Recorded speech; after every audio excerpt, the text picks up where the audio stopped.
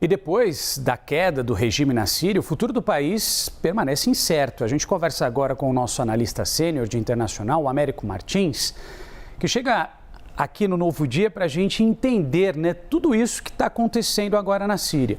Comemoração nas ruas, mas sobretudo um futuro muito incerto e sobretudo, acho, Américo, talvez essa seja a grande questão.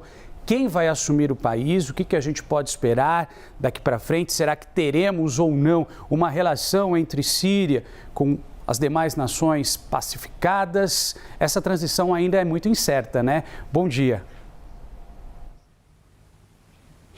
Bom dia de novo, Renan. Grande prazer estar com você aqui no Novo Dia. Bom dia a todos. Renan, essa sem dúvida nenhuma é a grande questão que preocupa muito as autoridades na região, as principais potências do mundo e em especial os próprios sírios.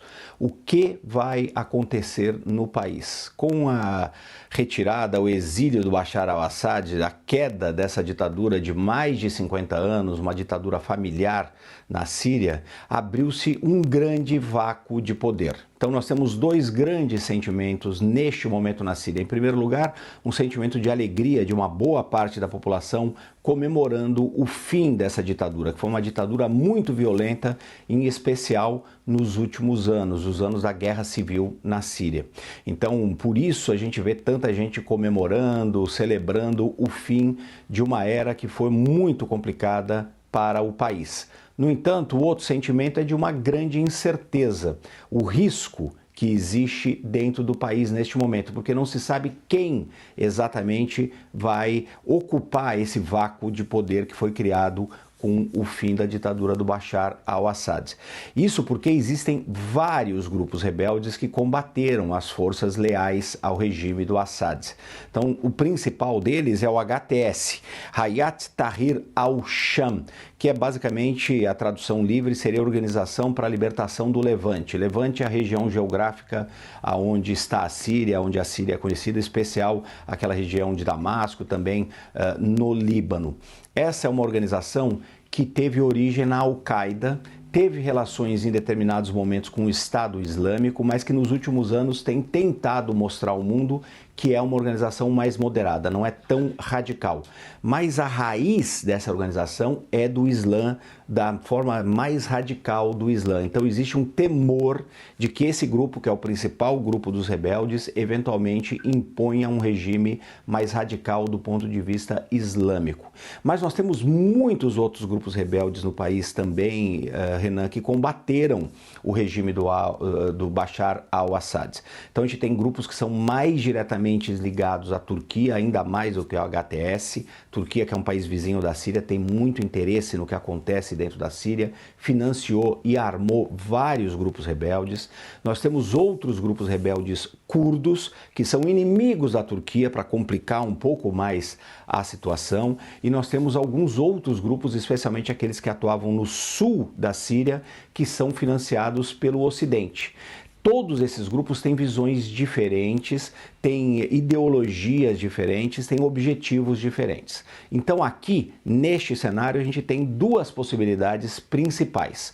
A primeira, que a comunidade internacional consiga ajudar esses vários grupos a encontrar um caminho de diálogo entre eles para a criação de um novo governo da Síria que não fale em revanche, que tente conter a violência no país. É mais difícil esse caminho, mas obviamente seria o caminho ideal para o povo sírio, para os grupos, para a estabilidade da região. Mas ele é mais difícil de ser alcançado porque esses grupos têm visões muito distintas, como eu disse.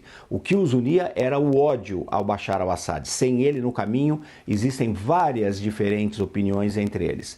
E o segundo caminho é, se não acontecer um diálogo entre esses grupos, a gente pode ter revanche, a gente pode ter violência, a gente pode ter uma divisão de áreas do país controladas por diferentes grupos. É exatamente esse cenário que preocupa a comunidade internacional. E é exatamente esse cenário que aconteceu, por exemplo, na Líbia, com a queda de um outro ditador árabe, o Gaddafi. E quando o Gaddafi caiu, vários grupos rebeldes tentaram controlar o país, a Líbia, e acabaram se dividindo. O país até hoje não se recuperou. Um outro exemplo que não veio de uma revolução, de uma queda de um ditador, mas de uma guerra, é o Iraque. Outro país que é muito dividido em várias milícias, o governo não controla o país inteiro e nem Líbia nem Iraque conseguiram se recuperar dessas divisões internas e até hoje vivem muita violência. É isso que a comunidade internacional quer evitar na Síria, mas infelizmente existe essa possibilidade disso acontecer sem dúvida nenhuma. América, eu estava acompanhando ontem a nossa programação, a análise que você fazia, conversando com alguns especialistas a respeito de Síria e muito se falou a respeito de quem ganhou e quem perdeu. Quem perdeu, Rússia e Irã. Quem ganhou, sobretudo, Turquia. Esse é um ponto. E aí a pergunta que eu te faço é a seguinte: te espanta o fato desses rebeldes terem tomado o poder de uma forma tão rápida? Esse avanço foi muito rápido até a chegada em Damasco. Um professor ainda conversava com você ontem e trazia a seguinte questão. Foi um acordo feito em Doha entre algumas nações que tinham interesse nessa transição. Por isso que o próprio exército não teria combatido de uma forma mais forte, né, entrado em confronto mesmo com esses rebeldes. Então me parece que o pano de fundo dessa tomada já estava sendo costurado há algum tempo, certo? Vinha sendo debatido em algum tempo, mas essas reuniões que aconteceram em Doha, envolvendo ministros e representantes dos governos da Turquia, do Irã e da Rússia, os três países mais diretamente envolvidos no conflito na Síria, isso foi bem na reta final já do regime do Bashar al-Assad, quando já estava ficando claro que o regime tinha uma grande chance de cair. Mas tudo aconteceu muito rapidamente, como você colocou mesmo, Renan. Os rebeldes enxergaram uma possibilidade de atacar e derrubar o regime do Bashar al-Assad, porque perceberam que os dois principais aliados da ditadura, a Rússia e o Irã, tinham outros problemas e estavam focados em outras questões.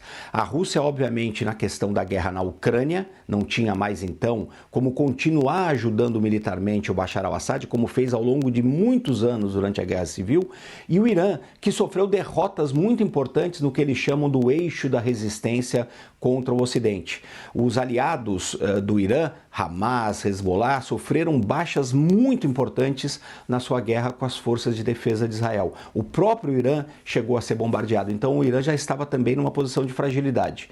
Quando os dois lados perceberam que não tinham muito mais como ajudar o Bashar al-Assad, os rebeldes resolveram avançar ainda mais rapidamente e o exército da própria Síria resolveu não lutar, abriu caminho basicamente para os rebeldes. Por isso que foi um processo tão rápido. E por que o exército abriu o caminho? Porque sabia que não teria mais como resistir se não tivesse esse apoio fundamental de Rússia e de Irã, que ajudaram por tantos anos o governo do Bashar al-Assad. Então, para esses dois países, sem dúvida nenhuma, é uma grande derrota.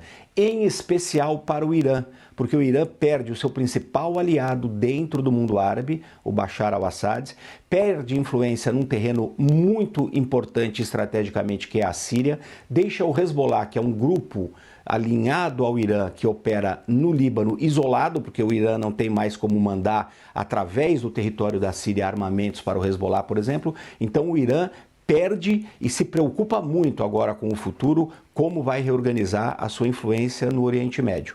A Turquia, como você muito bem colocou, é um dos grandes vencedores desse episódio até aqui. A grande questão é o que vai acontecer, como a gente falava agora há pouquinho, com o futuro da Síria. Neste momento, a Turquia tem um papel muito grande a jogar em tentar estabilizar o país. Vamos ver se se eles vão conseguir fazer isso, porque nós temos outros players também bastante interessados, fora que o Irã pode tentar sabotar esse processo, por exemplo. Mas sim, foi um processo muito rápido, foi um processo que no finalzinho teve uma negociação até para o Bashar al-Assad poder deixar o país. Ele foi a Moscou, onde ele conseguiu seu exílio, e Rússia e Irã agora querem manter um mínimo de influência no país. Na Rússia, por exemplo, para os russos é muito importante manter uma base aérea e uma base naval que a Rússia tem no território da Síria, que são muito importantes para eles. É isso que os russos tentaram negociar no final.